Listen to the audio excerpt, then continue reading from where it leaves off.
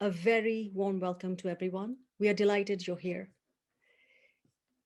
Thank you to the Women's Athletic Club of Chicago for hosting this garden series, and to the Nourishment Project's curriculum collaborator, Lenhard Library of the Chicago Botanic Gardens, for access and guidance to their rare book collection.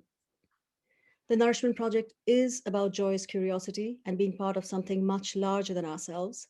Here are some of the references that inform this presentation. Climate and religion underlie all national art. Climate, Nova Scotia's mountain and seascape inspired Helen Frankenthaler, and the stark beauty of the Southwest inspired Georgia O'Keeffe. And religion, it is lambent in the work of the very Catholic Andy Warhol. Climate, as in nature, is central to the religion Islam. Islamic architecture is suited to the climate. Gardens and buildings are interwoven, and their magnificent architecture is a living art. Gardens supply a leading motif for the Islamic science and their decorative arts.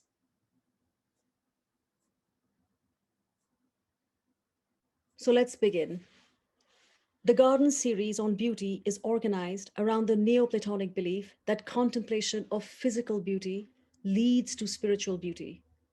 So from the form of beauty, which were the French gardens and the English gardens, we are moved into the spirit of beauty, because spirituality seeds both the Japanese garden and the Islamic gardens. So mere beauty is not the motivation for these creations. Then it's going to become about becoming beautiful. So like a moth that so loves the flame that it jumps into it and becomes the flame that it adores, the remaining gardens, the urban gardens and the forests, are about instruments of beauty. So beginning in pre-Islamic Persia, the oldest recorded Persian gardens belong to Cyrus the Great around 546 BCE, which is before current era. It is thought that the gardens were used as places to admire from an upper window or take an occasional walk. Eating and other social activities would take place in the garden pavilions, catching the breeze, but still left you protected from the blazing sun. Gardens contained fruit trees and flowers, including the lily and the rose. Excavation in Pasargadae, which was Cyrus the Great's capital, led to the discovery of the first monumental garden, the four-fold garden known today as the Char Bagh. Char means four, Bagh means garden. So a quadrangular pattern in which waterways or pathways were used to quarter the garden. The layout intended to bring to mind the four rivers of the Garden of Eden.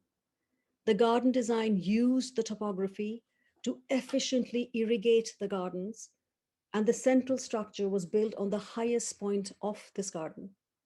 The idea of the king creating a fertile garden out of barren land, bringing symmetry and order out of chaos, thereby duplicating the divine paradise on earth, constituted a very powerful statement symbolizing authority, fertility, and legitimacy.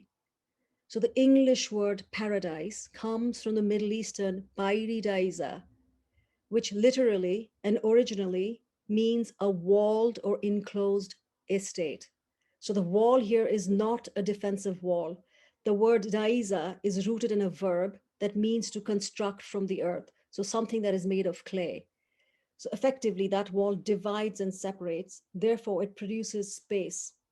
The wall defines what does and does not belong to the dominant power, the owner, in this case, the king. By the vast use of this territorial model, this idea of paradise becomes a political device to divide the evil from the good, enemy from the friend, city from the rest of the territory. A built environment constructing the state of well-being, peace, and happiness. Everything within the wall, that earth becomes part of the empire, and that empire becomes the paradise. Here we see the earthly image of paradise, illustration of a walled domain located between the Tigris and Euphrates in the Mesopotamia.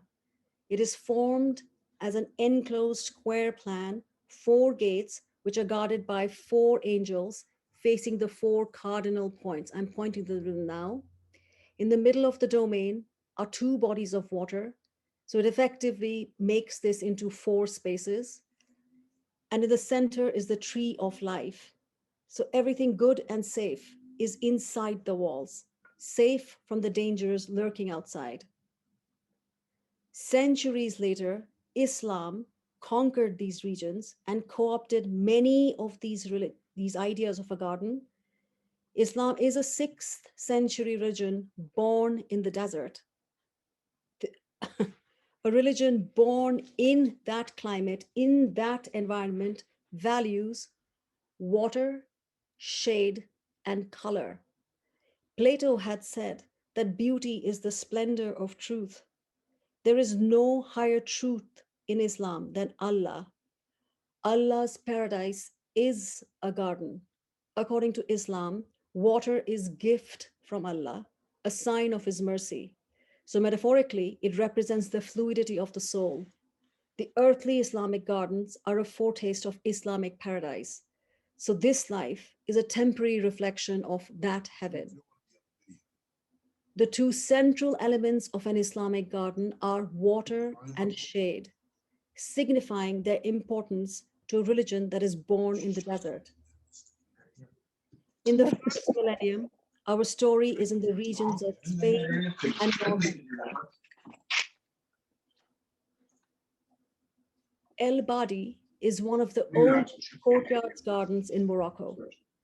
This island of greenery appears to be floating in a pool, but it is actually a sunken garden, a subterranean garden of orange trees divided into four quarters. They are 8 feet deep, enough that the tops of the trees reach the level of the path, such that one can easily just pick the fruits.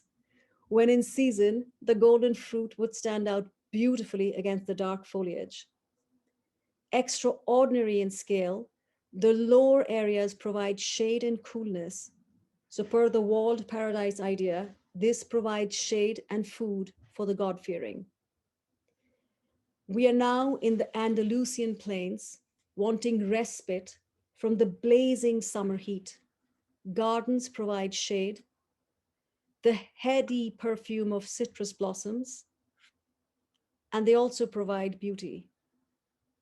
Shade and water, the sound, or rather the melody of water, and the water is also for cleaning. These are what we would call hammams or Turkish bath as they are known, but they also, the water was important because of the ablutions that precede the 5 daily prayers in Islamic faith. A very recognizable feature of an Islamic garden are the rills, which are water channels. Anything with an Islamic garden pivots around water. And they run underground as much as possible to minimize evaporation when the courtyard is bathed in sunlight. The spherical crowns of the orange trees echo the architectural arches. Water murmuring down the rills, harmonizing with this lush vegetation. How appropriate then to call it Al Haferia, house of joy. Isn't that lovely? So we now move to Alhambra, and the rills, I'm going to point right here, the rills lead to the Court of Lions. The lion foundation is centered again in a charbagh, the 4-quadrant layout. So it's in the center of this 4-quadrant layout, and it's symbolizing the 4 rivers of Islamic paradise, rivers of water, milk, honey, and wine. And this is flowing towards symbolically the heaven. Most things in Islam are symbolic. So the 12 lions represent the sun from which life gushes out. The number 12 is for the 12 sons of the Islamic zodiac and the 12 months that are all present concurrently in eternity. So the fountain from Henaralife is included to indicate design changes in time. So traditionally, Moorish gardens would never have wasted so much shooting water to evaporation. So these small fountain jets are a relatively recent addition. But regardless, what the Moors bequeathed to the European garden design is that even an irrigation ditch is to be made beautifully. Everything is worthy of time. The Spanish Alcazar comes from the Arabic word Alcazar, meaning palace or fortress.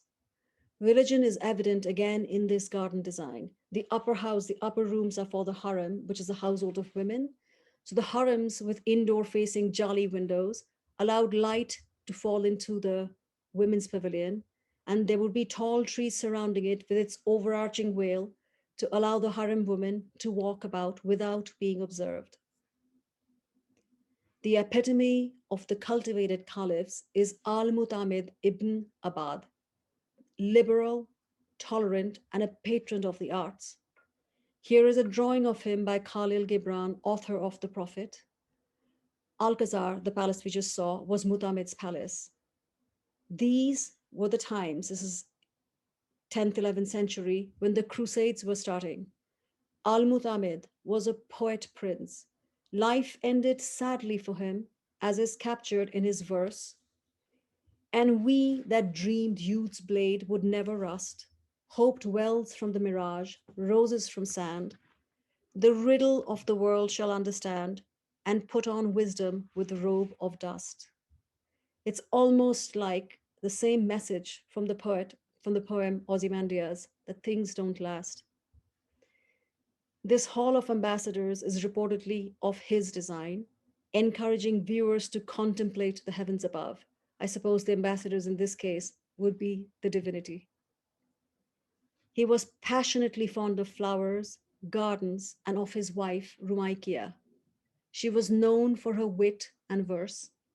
Once, when watching from the palace archways the rare spectacle of falling snow, she had burst into tears and asked that her husband, Mutamid, provide this lovely sight each winter, or to take her to a land where snowflakes ever fall. Mutamid had granted her wish. Thou shalt have snow each winter, even here. Such is my word. He ordered the Sierra of Cordoba to be planted with almond trees so that after the frosts of winter passes, the bare brown hills were clothed for Rumakia's delight in delicate flower snow. So a living sacred art, perfumed with poetry, shade, water, and poetry constitutes the essence of an Islamic garden. Islamic gardens reveal the infinite variety and harmonious order of nature. The gardens are poems. Our story now shifts to Persia, the Safavid Empire, and an appropriate transition is the Andalusian poet philosopher Ibn Arabi. O marvel, a garden amidst the flames. My heart is capable of every form: a pasture for gazelles, a convent for monks, a temple for idols, the pilgrim's Kaaba, tables of the Torah, the book of the Quran. I follow the religion of love. Whatever way love's caravan takes, that is my religion and my faith. Iran's Lut Desert, named after the prophet Lot, is one of the hottest places on earth. Temperatures can soar to 159 degrees Fahrenheit, which I believe is about 70 degrees Celsius. And in that heat, it turns white hot, flames indeed. And here, a garden amidst these flames manifested. This oasis near the town of Mahan, Iran. Where is the water coming from for this lush garden in this desert? History is instructive. These are qanats, irrigation channels. Water from the mountains are brought through underground aqueducts, and the qanats are a testimony to cultural traditions and for equitable, sustainable, communal management. So I'm going to point, the water travels down the mountains through these holes. These holes are corresponding here. They are ventilation in the holes for the tunnels. And as the water travels through, they irrigate the farms and the gardens, and so they are utilized efficiently even today. bringing in chilled water in the desert. Tunnels are buried underground to minimize, once again, evaporation because it's almost 150 plus degrees up. Well shafts are sunk in regular intervals along the route of the tunnel to enable removal of spoil and allow ventilation. And these aqueducts run from the mountains into the towns and are even a part of the natural cooling systems. So these high towers are there. It's for natural cooling, the heat goes away, and it also waters the gardens. Verdant and evidencing that the mountains in the background are no mere landscape. This is not about bringing the landscape into the garden. This seeming distance is subterfuge. The mountains and the desert are intimately connected because without the mountain's water, this garden would not exist.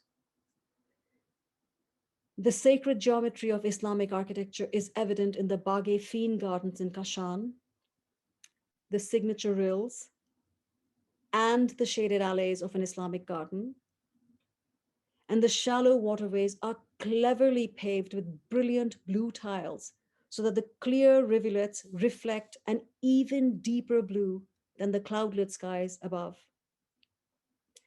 The blue has a color that even shines in the shade, and these rills effectively mimic blue ribbons of the sky. The most evocative Persian contribution to garden craft, not horticulture, because that's entirely different, is poetry. This is the illuminated manuscript of Bustan by the renowned poet Sadi. He's Iranian, obviously, or Persian. Bustan means an orchard, and the festivities illustrated here include caged singing birds, which I have highlighted, zoomed in. The pre Islamic Persia loved gardens and bird cages, and this shows up even in the second century Hadrian's villa in Tivoli, Italy. Now, Saadi is most famous for Gulistan, the rose garden. That is his book. He had done Bustan and Gulistan.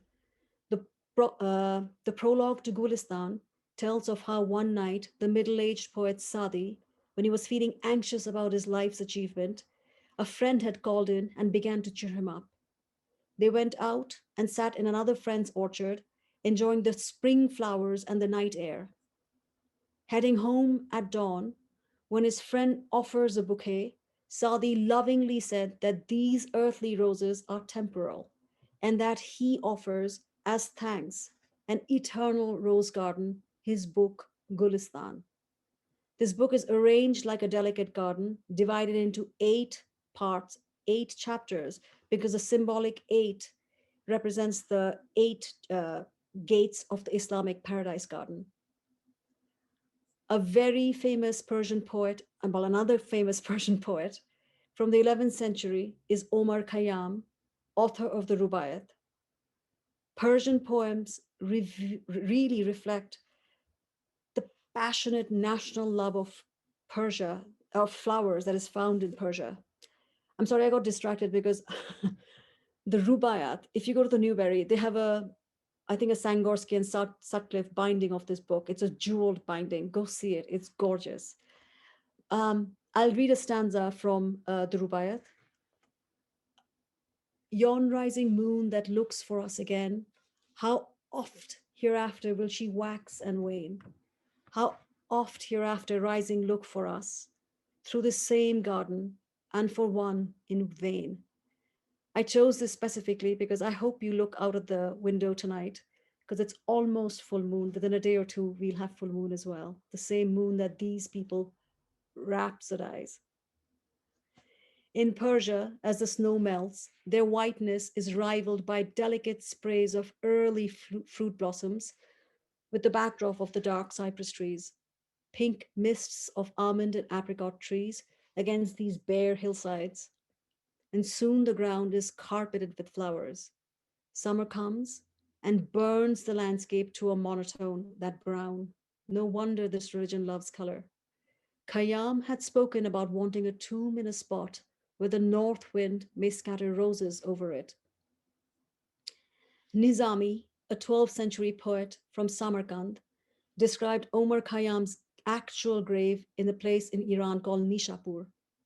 It was just outside a garden, and a tree laden with fruit stretched their bough over the garden wall and dropped flowers upon his tomb so that the stone was hidden under them. Resist Googling this tomb because what had remained in beauty and rested in beauty for about 900 years has been recently commemorated with a marble grandness. You can probably tell by my tone what I thought was the better option. Anyway, we move now to the Ottoman Empire and Turkey. The besotted gardener Suleiman the Magnificent. The term tulip is the Latinized version of the Turkish word for turban, tulbend, which is derived from the Persian dulband, meaning round, the domed shape of the turban resembling voluptuous bulbs about to burst open. With colored turbans and robes of the Islamic green, the Ottoman attire imitated the tulips. Isn't that sweet? Tulips adorn the Turkish airlines. You can see it in the plane itself and obviously Constantinople. The Ottoman wealth was legendary. Palaces adorned with Iznik tiles in floral patterns with a prominent motif of, you guessed it, tulips. Unlike the European preference for soft domed bulbs, the Ottomans prized dagger shaped tulips, the one in the center. The one on the left side are the fringed parrot tulips. They're lovely too. And many an Ottoman youth is drawn with the flower, which is most likely to be tucked into his turban. French ambassadors to the Ottoman courts write about windy days when the roads are strewn with tulips that have blown away off the turbans. The Ottoman Sultan's love of floriculture is remarkable. Orders of 500,000 bulbs were frequently documented. Even now, tulip festivals in Turkey are highly anticipated. Unlike the Persian gardens that tended to be enclosed in charbagh style, the Ottoman garden was remarkably open and took advantage of the scenery before it. This is most likely because the Ottomans traded with the Italians. So when you go and trade, your world opens up and they bring in the ideas of the water and the openness designs of the Italians. And they obviously influence each other. These gardens also contained pavilions that were decorated with marble, tiles, and fountains that had a cooling effect through the summer. The sultans and the imperial family made a habit of spending some part of their day at one or another of their gardens, which not only contained ornamental trees, shrubs, and flowers, but also provided fruits and vegetables for the palaces. Whatever was excess would then be sold to the public in the marketplace. Sultan Ahmed III came into power in 1703 and he stayed in power for 30 years. Tulip festivals in his gardens exceeded expectations. His tulip festival lasted 2 days during the full moon in April. So let's imagine that you are part of the scene in Constantinople as the full moon bathes the world in a pearly luster. From the splendor of the Topkapi Palace, you step out into the garden. Palace confectioners have made 18-foot high sugar bowers for you to nibble on the foliage. Artificial trees 60 feet high, made of wax and wire, are covered with flowers and jewel and have been added to the garden. So the reason we know all this historically, because the ambassadors to the court documented all of this. You are forbidden to wear clothes that do not harmonize with the blooms, and men are required to be bejeweled and resplendent. Out we walk into the moonlight garden, into this profusion of tulips. The air is filled with the sweetness of blossoms, citrus and peaches, and likely plums and pears. The aroma envelopes you, and in the filigreed bird cages are nightingales singing their evening song. the arias into the luminescent night. Lights flicker in mirrored colored Turkish lamps that are hung from the trees, and you are part of the scene, color coordinated to enhance this opulence. It's quite enchanting, isn't it? But wait, what are those moving lights amidst all this beauty? They are tortoises or turtles, hundreds of them, with candles attached to their backs, ambling about the garden for this occasion. This picture from the Para Museum shows, can't you just imagine that turtle trainer cheering his adoring four-legged children? All right, are you ready? Off you go, walk fast, make daddy proud, don't set the garden on fire. This Ottoman idea of luxury is really on a completely different scale. Because remember, someone comes up with these extravagant, just ostentatious idea of party planning year after year after year, topping themselves. Can you imagine that? What imagination? Without curiosity, without learning what's possible, luxury is inaccessible. And the tulip carpet shows in Turkey, even today, charms thousands. And Brussels has a very similar carpet of begonias. A very famous garden carpet is the Wagner carpet, is designed inspired by the classical plan of formal Persian gardens. One sees the walled park with the water channels in this luxury textile. The garden in the carpet depicts springtime and teems with life. But here is what interests me. Where is the mistake? Islam means submission.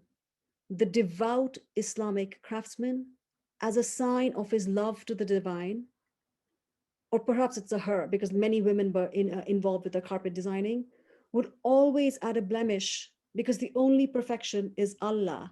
Now, the Native Americans in the Southwest have a very similar approach in their and belief in their weaving. They always add a blemish in there. So I always wonder, where is the mistake in the garden? Because the apogee, if they do this with their carpets, the apogee of their art is the garden. Where is the mistake in the garden? Where do they hide it? That deliberate mistake harmonized with nature. Ah, it's just that elusive part of that Islamic garden that fascinates me. Where is this deliberately beautiful mistake? Because therein, in that mistakes, lie selfless love. I just keep staring at them. Where is the mistake? An example of a carpet garden is found in Prince Charles's Highgrove. I should call him, hey, Chucky, where did you put the mistake in this garden? Yeah, that'll go far. So it is of a classic charbagh with a raised fountain in the center, spilling into a broad scalloped marble basin. The enclosed jewel space is rich in color and texture. And these are the carpets from Prince Charles that inspired that design. Another well-known garden carpet is the Jaipur one. Jaipur is a city in Rajasthan, India. Water in the pools and the channels that we see in here. I wanted to point out, if you can see, they have these wavy marbles, blue-green lines, and they're depicting the white marble beneath the water. The reason I'm showing this, because I know there's a bunch of carpet lovers in this presentation. It's one of the rare carpets that show the water. Other ones don't often have that level of details in here. But what's also fun is, even the carpet weights are thoughtfully done with a garden motif, in this case, iris. So Jaipur, Rajasthan brings our narrative over to India, Mughal India. Zahiruddin Muhammad, who comes into power in the Fergana region, which is Uzbekistan now, at the age of 12. And he eventually comes and conquers the Delhi Sultans and becomes the 16th century Emperor Babur. He is both a warrior and a besotted gardener. Oh, sorry, my thing stopped moving for a second.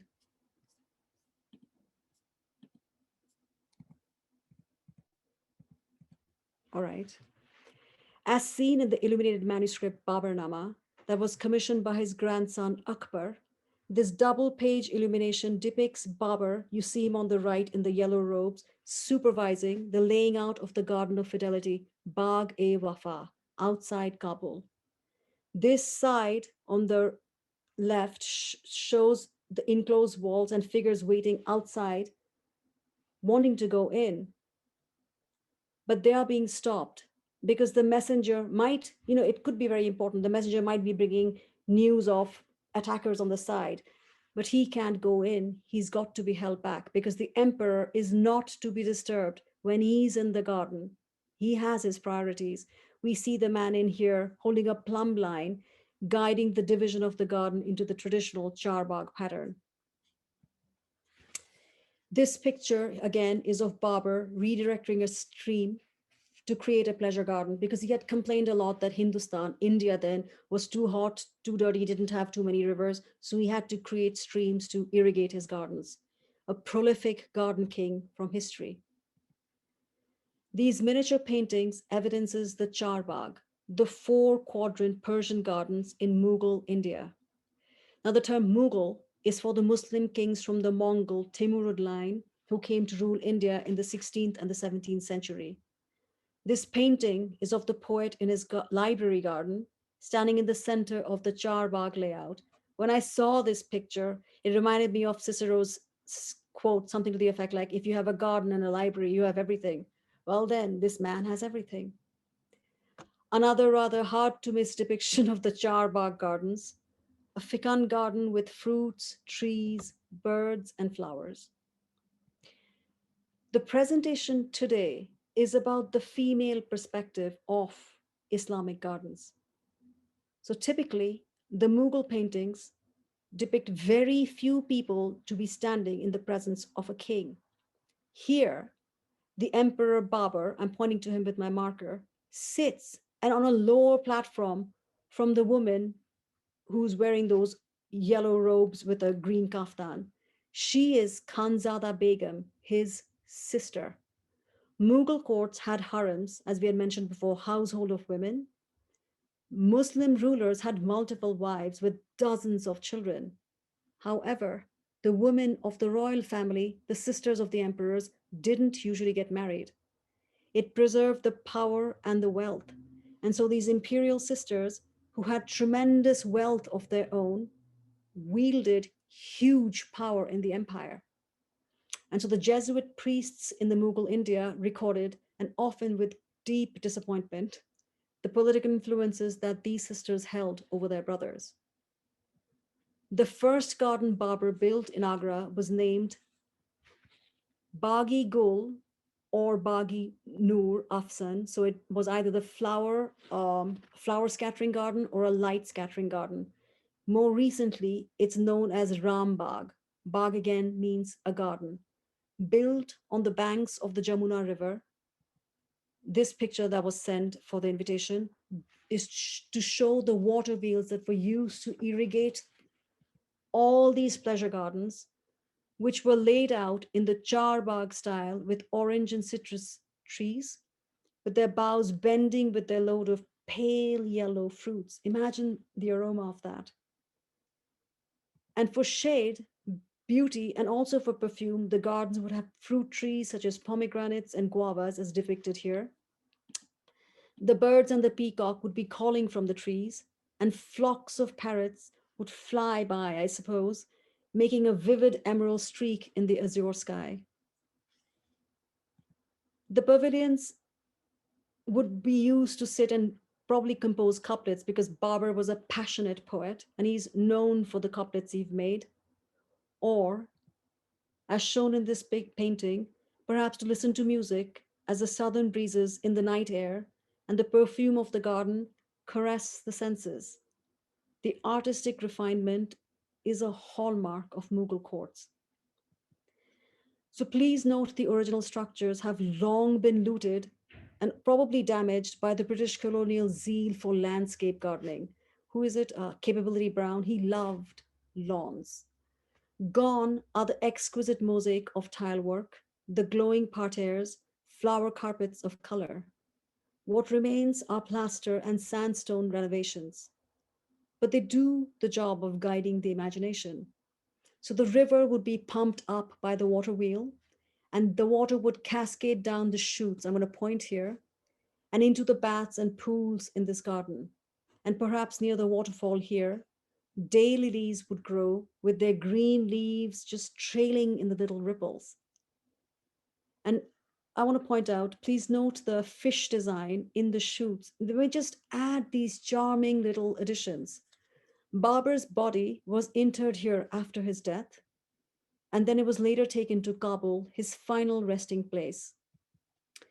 So, in the Afghanistan civil wars of around 1992, the mausoleum garden was on the front lines and it was obviously destroyed practically.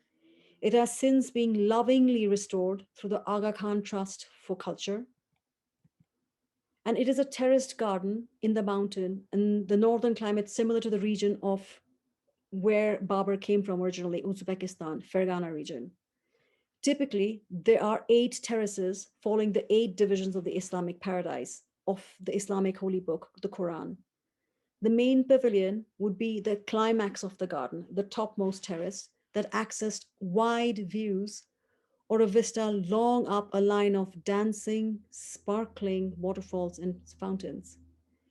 A low, gentle murmur, nothing like the gushing Buckingham Fountain or the fountains of Versailles. Everything here is gentle. One might almost say that the gardens grace the stern religious point of view with poetic fancies. This is in his mausoleum in Kabul. Babur loved roses. So damask roses proliferate Afghanistan in the brief northern spring that ends as the first blast of the burning summer winds blow out the roses' fairy lamps of pink, yellow, and white. After Babur comes Humayun, whose main contribution to history is that he fathered the Emperor Akbar. So this painting depicts a feast in a garden pavilion. Other times, the gardens were treated as parks with large avenue of trees under which tents could be pitched. Royal courts moved to cover the empire because it was a massive empire, and quartermasters arrived ahead of the king to select tent location so that the space would be leveled. A square platform would be raised to pitch a tent. These tents themselves are stunning luxury items. You can Google them. So, along with the trees, there would be birds, and figures in the background are shown depicting preparing food and bringing it over to serve the guests. We see Humayun right here facing his successors. This has obviously been painted after his time: Akbar, Jahangir, and Shah Jahan. Here is the visual depiction of the 8 divisions of the Islamic paradise. The number 8 again is symbolic and is incorporated into the gardens, especially mausoleum gardens.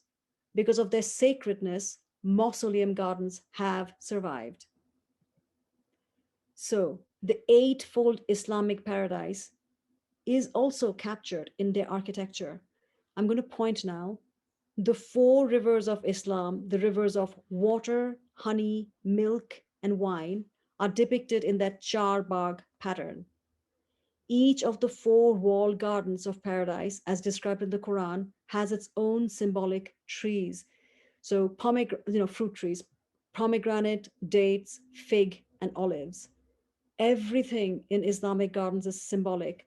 So on top of this charbagh pattern, there will be 8 terraces. In architecture, there would be 8 rooms: one, two, three, four, five, six, seven, 8. So that would be superimposed. So whichever ones, I just showing you different patterns because they would be represented in the mausoleum, small side rooms, and here's the central mausoleum.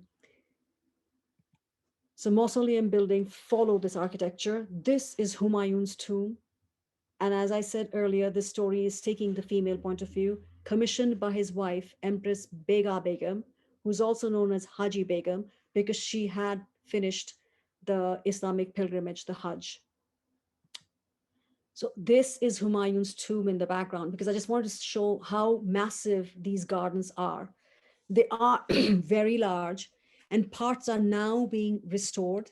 And this is a planned nursery which I thought was interesting to show you. It's laid out in the carpet design. You see, it's laid out as a carpet. This is part of the nursery.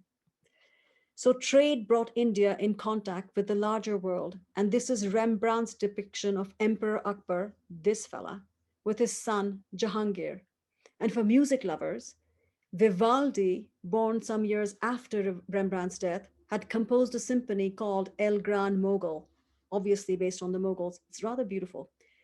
This picture is also being shown to remark on the Hindu influences on these Muslim rulers.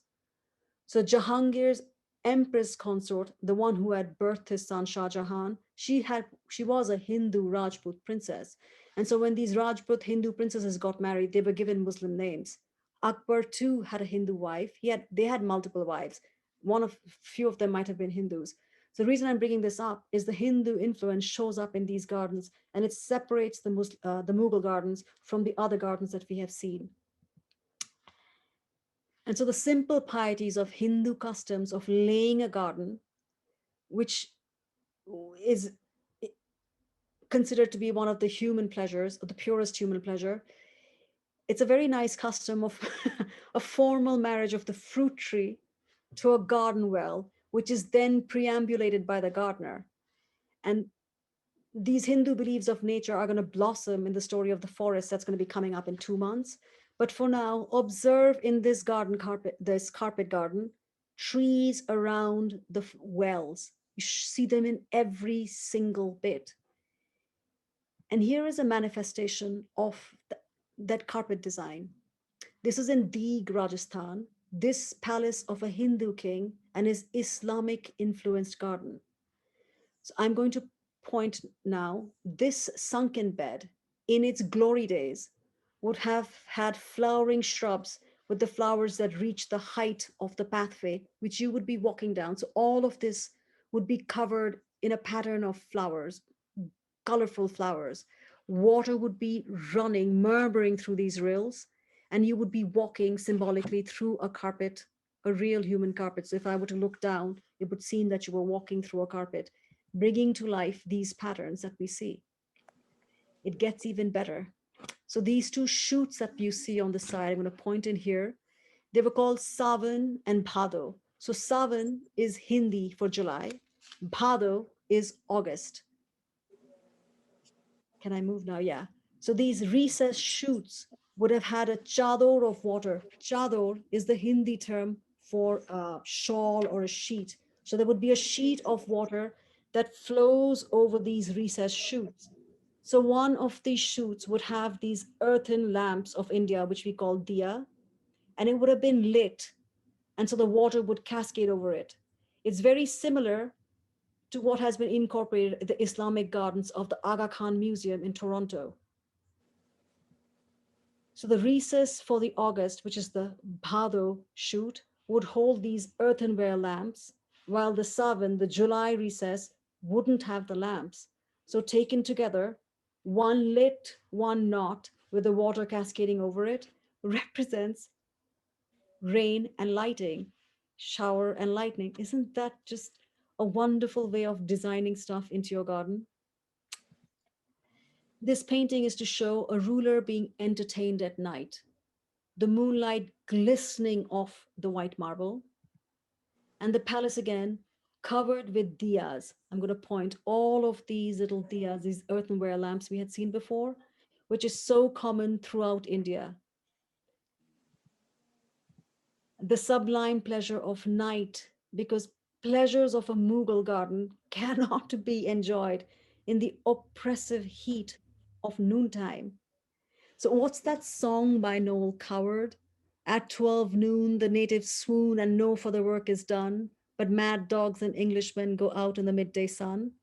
Well, mad as Indians might be, I'm one of them. We avoid the noonday sun. It's just not done. And so the Hindu Rajput princesses introduced the normally color loving Muslim rulers to the I subtle know. That's beauties of ridiculous. white. Why don't you look it up and Um, could somebody mute yourself? Thank you. So, after the fierce heat of the day has abated, the native Indians ventured out to socialize or romance. So flowers turned luminous in the light of the moon, and the perfumed, cooling night breeze set passions ablaze. So imagine white roses and pearl flowered jasmine. Jasmine have those heady, these are the night blooming stalks, they smell gorgeous. Imagine the roses and the jasmine leaning over the water's edge of the fountains to kiss their own reflections. The sprays of the fountains glistening with the sparkle of diamonds in the silvery moonlight. That's the focus. The Moonlight Gardens, Mehtab Bagh, were a major Hindu contribution to Islamic gardens. And this painting shows a couple walking in a walled garden, preceded by a maid holding a candle, followed by musicians. The scene moonlit, the blossoming trees and the cypresses rising in the background. Cypresses, a symbol for eternity, so depicting eternal love here. The essence of romance, the sense of the lovelorn, captured magnificently in this watercolor, a moonlight garden. He's holding a regal lotus, but very ironically, the most famous moonlight garden is the quintessential English garden, Sissinghurst in Kent, England. Part of the bones of this most famous English garden is Islamic. Look, there is the charbagh pattern for the garden company into four squares. And why not? So Vita Sackville West is most associated with this garden. It is as much, if not even more, her husband Harold Nicholson's work. It was he who masterminded its intricacies, expertly connecting each of the garden rooms. And that was likely inspired by the geometrically precise Islamic gardens he saw during his diplomatic postings in Constantinople and Tehran. The result is of enduring supremacy. So, behold another Islamic garden framework in an equally famous English garden, Hestercombe. This is the great plat of Gertrude Jekyll's Hestercombe.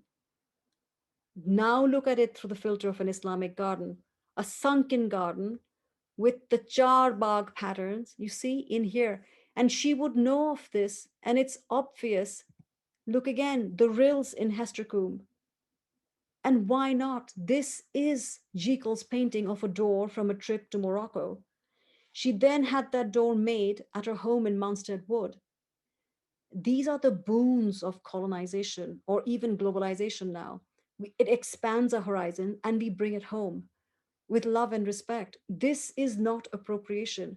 And that is a very important point to me because one of the reference books for this presentation is a book by C.M. Villiers Stewart. She's an Englishman who had a profound, deep understanding of Muslim and Hindu traditions, and that informs her book. She wasn't viewing natives as Indians would have been known in the British Raj as specimens. Her respect for the land and her people pour out of every page.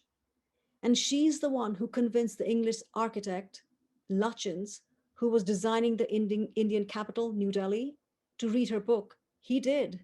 And her influence is evident in the Charbagh Gardens of the Viceroy's house. It's so obvious, it's right there, which is now the Rashtrapati Bhavan, which is the home of the President of India. The rills and the terraces of this Mughal is Muslim garden in the Preston's house of a Hindu majority India. It's the beautiful example of secularism, truly a crown jewel.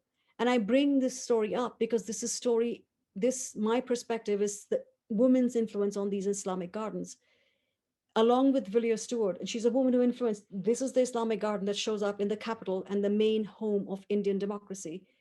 We also have Noor Jahan, wife of the Emperor Jahangir, and this is her Nishat Bagh in Kashmir, the hallmark of a well designed Islamic garden is harmony. Another garden associated with a woman is Roshanara Bagh. It's, it's still one of the largest gardens now in New Delhi. Roshanara Begum, the one who commissioned and funded this garden, was the sister of the Mughal Emperor Aurangzeb. Roshanara's sister, Jahanara, designed and founded Chandni Chowk, which means moonlight marketplace. And for any of you who've been to Delhi, I'm sure you've been to Chandni Chowk. It looks nothing like this. It's a veritable zoo now. And the aforementioned Noor Jahan, she was the de facto ruler of India during her marriage to Jahangir, and she commissioned many gardens. Jahangir's mausoleum tomb in Lahore, Pakistan. So this Pakistan used to be part of India until the mid 20th century. So Noor Jahan originally came from Persia, and she was a renowned beauty and brains. She also had a brilliant eye for beauty, a most mesmerizing quality in a human being, I think. And so this domeless roof, because notice that there's no dome in this one, because before the more recent mausoleums, they wanted to have the cenotaph exposed to the heavens. So this top of this roof, look how cleverly she did this. It is designed with the sun and star motif. So the sun and the stars shown here, it's a very recognizable motif in Islam. And so effectively, the roof is mirroring the heavens. That woman was a wonder in how she designed these. Jahangir's tomb is modeled on the Charbagh garden pattern. And these four corner minarets, this is a new design inclusion that had not been previously seen in the Mughal mausoleums. And her other commission, which she commissioned for her parents, is the Itimadud Daulah, named after her father. He was given the title Itimadud Daulah. This is actually turns out to be a precursor for a very famous garden that you'll get to very soon. And these quaint garden patterns are really an anomaly and is evident from the colonial time paintings such as these that had been commissioned by the British East India Company. So this style of painting is called company paintings, and can be very easily seen. The gardens were entirely different from what we are seeing now. If we go back further yet, the older paint drawings shows the details of the fruit orchard.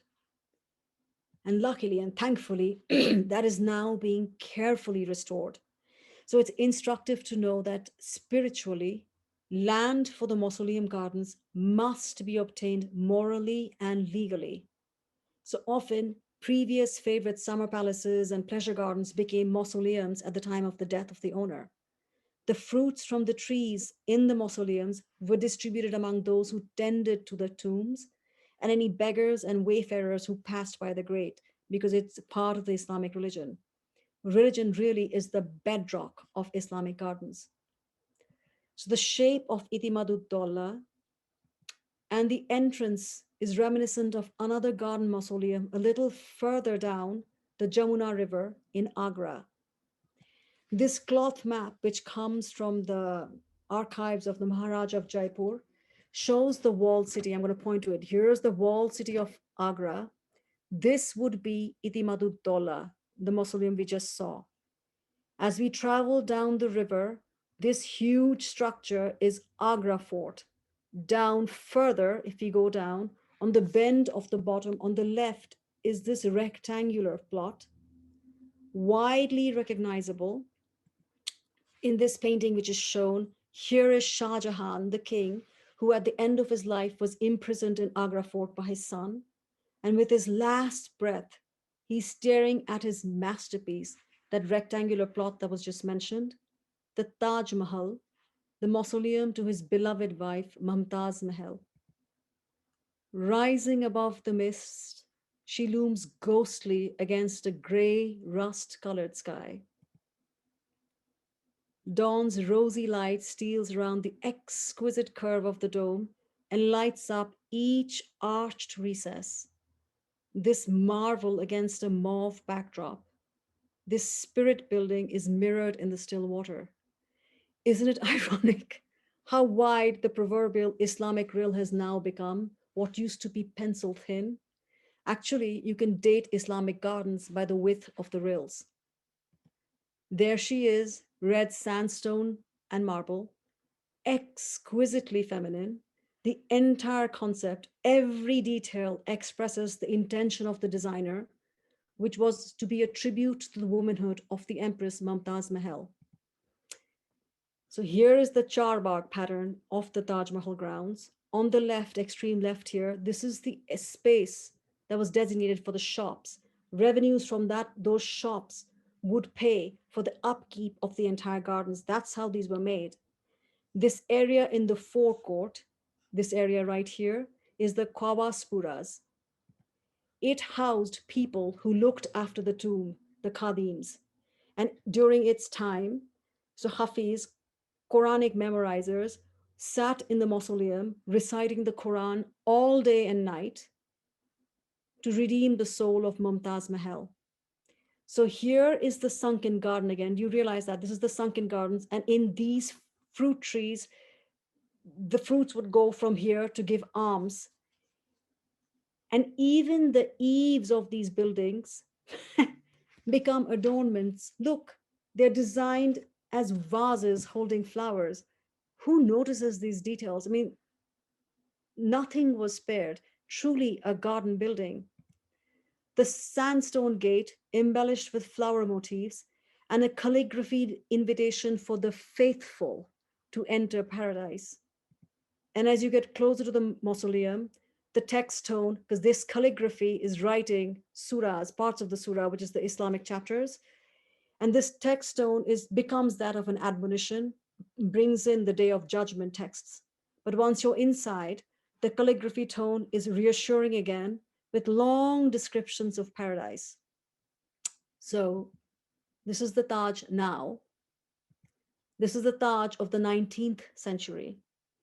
The trees obviously lost the battle to the English landscaping ideas, and their existence is clearly documented because, along with beauty and perfume, they had a purpose that was to feed the hungry and the faithful who maintained the tombs.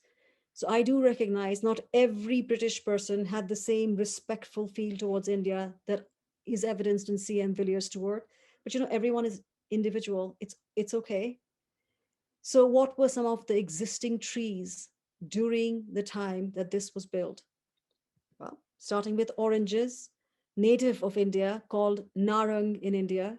When the Spanish brought oranges over, they called it naranja. The root of that word is narang, the Indian term. Apples, pomelo, which is a sort of a citrus, pineapples, bananas, limes, pomegranates, guavas, and the very, very Indian fruit, everyone's favorite, almost everyone's favorite, mango. So along with the heady perfume, this is the jewel look of a flower garden. People are often too enticed with the tomb to realize that the gardens were an integral part of the entire design of the Taj Mahal complex. The mausoleum is housed under the main structure, and it houses both cenotaphs for Shah Jahan and his wife, Mumtaz Mahal. The dados, which are the lower part of the wall, are taken directly from the oblong flower beds in the actual garden. But the dados inside reveal the full delicacy of form and color eternally, independent of what goes on outside. Mumtaz Mahal's cenotaph is a garden. All the flowers depicted on her cenotaph are spring flowers, every one of them, and they are forming a fairy circle around the tomb. So symbolically and almost literally, she's resting in an eternal garden. But the Taj isn't done with us. Clearly, from Google Pictures, one can see the design ideas were much more expansive. So across the river Jamuna, here is the skeleton of an existing structure that has, over the years, been covered by silt from the annual flooding of the Jamuna River. Under restoration now, they reveal parts of another garden. And here are the shoots that would have had a chador of water over the lamps, creating that magical effect that was previously discussed. A hymn to beauty in early morning or evensong. These drawings reveal the Mehtab Bagh, a moonlight garden, existed here across the river from the Taj Mahal. Here is the pavilion with a lotus pool, and on a full moon night, in silver moonlight, herein lies beauty. The exquisite idea of paradise as envisioned by Shah Jahan in congruence with Islamic beliefs that this world is an illusion, a mere reflection of reality. So, a reflection of this material's falsehood, that reflection becomes reality. So, if this is fake, the reflection is true. And so, in there, inside the very soul of a desert religion, in the life giving water, and water, remember, is a gift from Allah, metaphorically representing the fluidity of the soul. In that water lies his beloved Mumtaz Mahal, manifesting yet veiling the everlasting beauty of the eternal gardeners. And visionaries like this are still being created. So, the Nourishment Project volunteers in schools around the world to promote educational equity, and some of you are supporters of our work. And I wanted to share an example to make you realize, to let you know what you make possible. And so these are some of the second graders at the University of Chicago Charter School, and their faces have been covered to give them privacy. In 2019, I had covered the Moonlight Gardens with them, and they had been tasked to draw a moonlight garden. Here is an example of an 8-year old. His name is Jordan. It says right in there, his handwriting, age 8. This is his moon garden. He had covered the moon with flowers so that even on an eclipse night, this celestial garden would be floating in the heavens. There's truly a moon garden. I have a feeling even Shah Jahan would have been impressed with this kind of imaginative thinking. Can you imagine what that mind can create if his curiosity is gently nourished? So, the Garden Cultivating Beauty series continues with the urban gardens coming up on March 25th. In 2 weeks' time from now, on February 11th, our imagination will literally take flight or figuratively take flight because the presentation is titled Around the World in 80 Birds. The description and the registration details are on our website, thenourishmentprojects.com.